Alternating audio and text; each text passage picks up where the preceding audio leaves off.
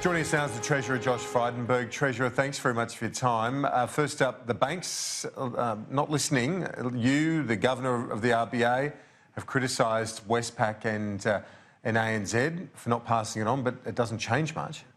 Well, the National Australia Bank and the Commonwealth Bank have both passed through in full to the customers the 25 basis point rate cut, and I think that is significant. It's disappointing that the ANZ only passed through 18 basis points and Westpac 20 basis points, but the overall message for households and for businesses is that they'll see lower interest payments as a result of the RBA's decision. This was the first rate cut in nearly 3 years, and if you're a mortgage holder with a $400,000 mortgage, this could be worth $60 a month to you, or just over $700 a year, and that's not insignificant to help meet the cost of living pressures. As you say, a new record low, the first time the RBA has moved in almost 3 years. Is this what a healthy economy looks like? Well, the fundamentals of the Australian economy are sound, and you saw that from the Governor's statement. He said that employment growth was strong. He said that there wasn't a deterioration in the economic outlook.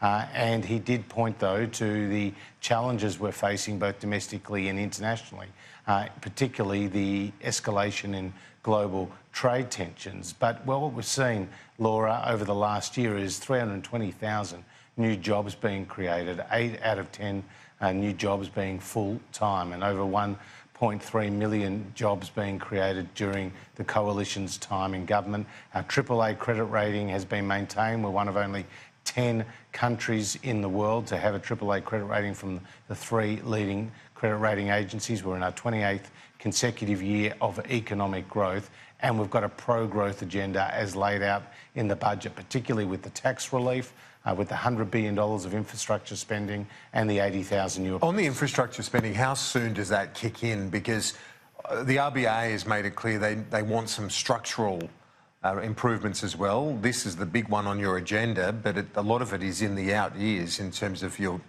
spending projections. Well, Kieran, of the $100 billion, nearly $50 billion is in the forward estimates. There are projects that are already turning the sod. I mean, look at what we're doing, for example, with the second airport in Sydney, and we've got obviously Snowy 2.0s being another major infrastructure. Can you expand it and expedite it? Well, we've got major projects underway. We'd like, for example, to build the East-West link. We just need Daniel Andrews to give the okay to that, and we've got $4 billion waiting So you still need him to give the okay. Project. That was a promise during the election campaign that you'd build it no matter what.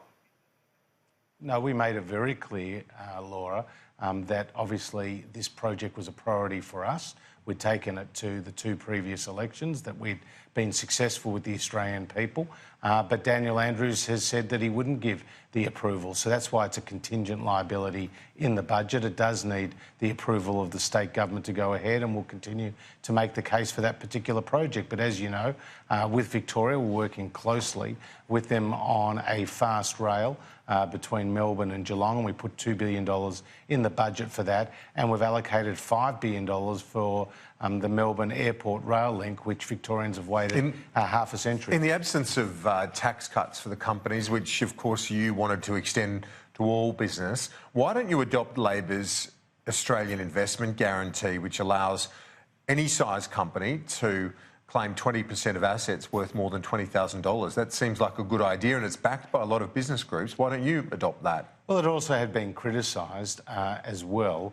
We do have strong support for businesses with research and development, but also at the same time, our focus has been on the small and medium-sized businesses, Kieran. As you know, we've cut taxes down to 25%. We've legislated for those changes for SMEs in the budget. What we saw was the extension of the instant asset write-off to $30,000 and the extension to companies with a turnover of up to $50 million. We're encouraging big business to pay small and medium-sized businesses on time. We've put in place a $2 billion securitisation fund to increase access to finance. We're taking a whole host of measures to strengthen the SME sector because we recognise that's where so many millions of Australians are employed.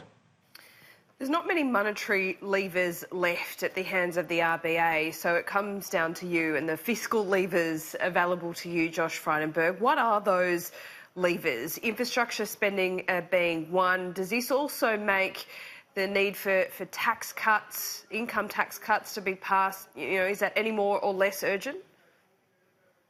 Well, it's certainly urgent in that we outlined in the budget $158 billion worth of tax relief.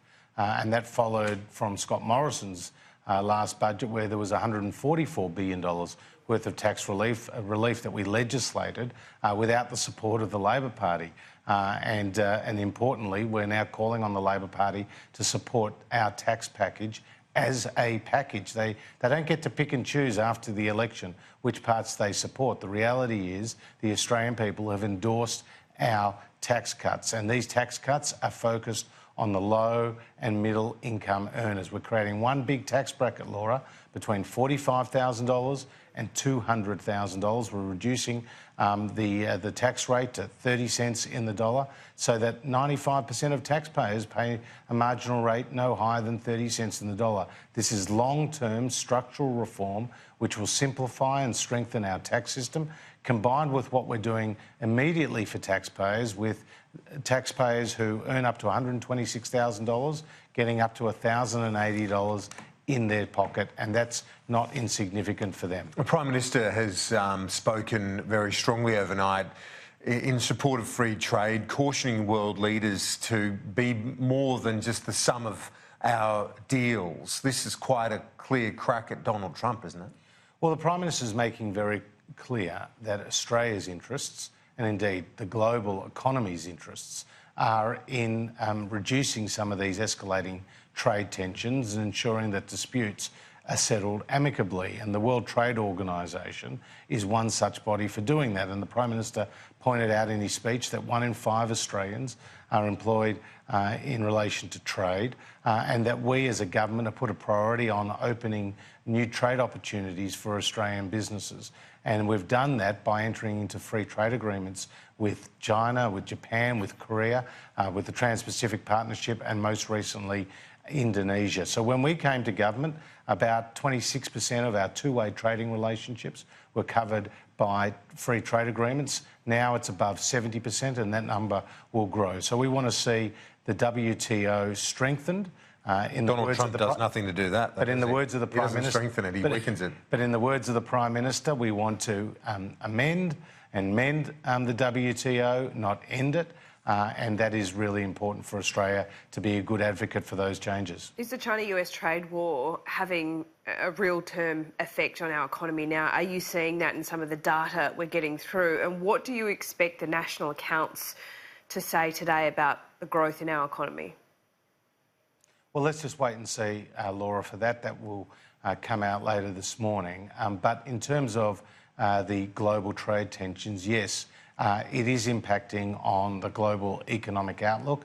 And again, the RBA governor referred to that in his speech last night at the RBA dinner. And he pointed out that these escalating trade tensions were becoming a real factor for the economic outlook. So we'll continue to encourage cool heads to prevail and continue to push Australia's interests, which is in favour of free trade, open trade, and the amicable settlement of disputes. Josh Frydenberg, we appreciate your time. Thanks. Always good to be with you.